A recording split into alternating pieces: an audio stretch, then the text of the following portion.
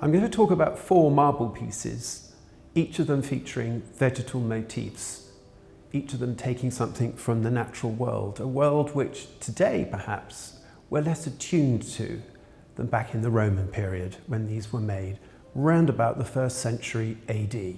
Today most of us live in cities and towns and are less attuned to the countryside. In the pulp song I Spy, Jarvis Cocker sings, "Grass is something we smoke, birds are something we shag."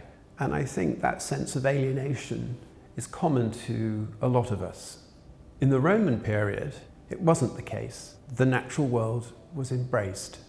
Our contact with the natural world is perhaps seen almost solely through the television, whether it's a Bear Grylls program where the natural world is seen as something frightening and dangerous, or whether it's an elegiac lament for the passing of the natural world that David Attenborough might be involved with.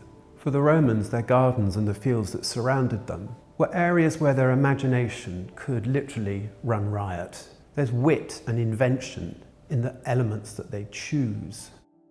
The first piece I want to talk about is this marvellous cinerarium. Now, a cinerarium is in essence a box, a lidded box, but a special lidded box. It's one that would contain the ashes of a deceased person. But what's marvellous about this is the exuberance of the decoration, how it's so deeply cut, and the sense of movement that you get from the birds, for instance, their wings fluttering, their little legs just clutching onto this garland, which is of fruit and vegetable leaves. Either side you can see these spiralling ribbons that also add this sense of movement. And on the top here in this pediment, you can see 2 more birds plucking away at another arrangement of acanthus leaves. Each side of the cinerarium are symmetrically arranged volutes made of blossoming flowers and scrolling acanthus leaves. And these flowers are repeated at the ends of these scroll-like elements that sit on the corners of the roof. In the centre is a tablet, and it's inscribed with a name, MEMNO, which is almost certainly a contraction of the word memnon. This cinerarium was supposedly found in Sussex in England. However, I think that's highly unlikely. It's much more the case that it would have been brought back by a grand family from a tour of Italy, most likely from Rome.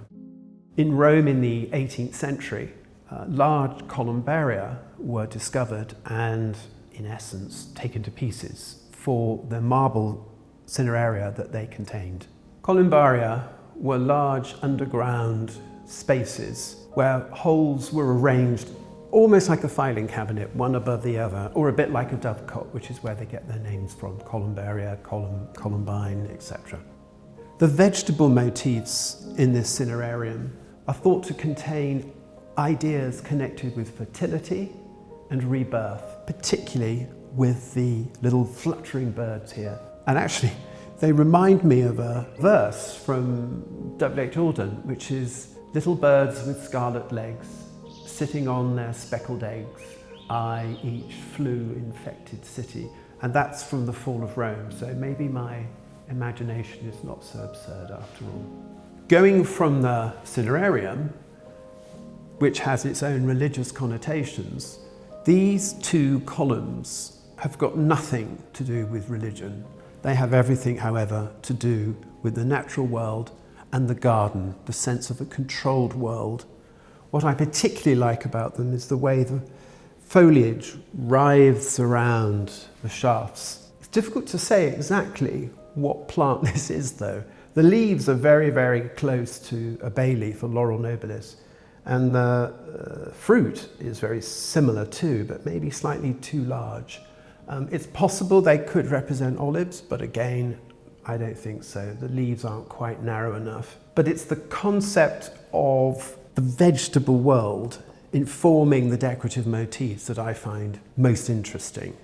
These would have been in a garden. There's a pair of them. They may well have formed either side of an edicula, a small shrine in a garden. The other thing they could have done is been just elements on their own with sculptures placed on top of them. But what they represent is this real sense of the natural world informing the decorative motifs of the Romans. From the 1st century BC, 1st century AD, they have this carrying over of the Hellenistic world. I think it's fascinating, the depth of the carving here. Here they're just etched onto the surface. Here they're much more in higher relief.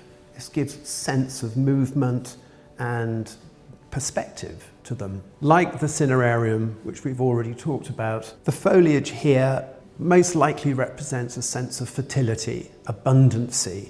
In a cinerarium, that's also connected with concepts of rebirth. Here, these decorative elements of a garden scheme wouldn't have that religious sense of rebirth. So we go from the 2 columns, which would have been outside in a garden, past the cinerarium, which was kept in a columbarium underground, to this architectural element, which would have been inside a building. The 4th sculpture is a fantasy. It's an invention. It looks like a flower, but actually it's made of acanthus leaves, mimicking some floral motif. There are 6 leaves on the outside, and on the inside there are 5 more, cupping in this strange hole. And that would have been where most likely a bronze nail, for want of a better word, would have helped fix it to the ceiling. The ceiling had most likely been a cavetto, arched like this. And they would have been, each one of these, there would have been multiple versions of them, would have been set within a rectangular framework. It's even possible that the little fixing could have been gilded just to emphasize the sense of a central boss within a flower. The characteristic which links all these pieces is the sense of abundance. It's the sense of this vegetable world that offers so much to us. Perhaps today we see the world more divided between the natural world and our own lives as urban creatures. We need to understand the natural world and to embrace it in the way that the Romans did.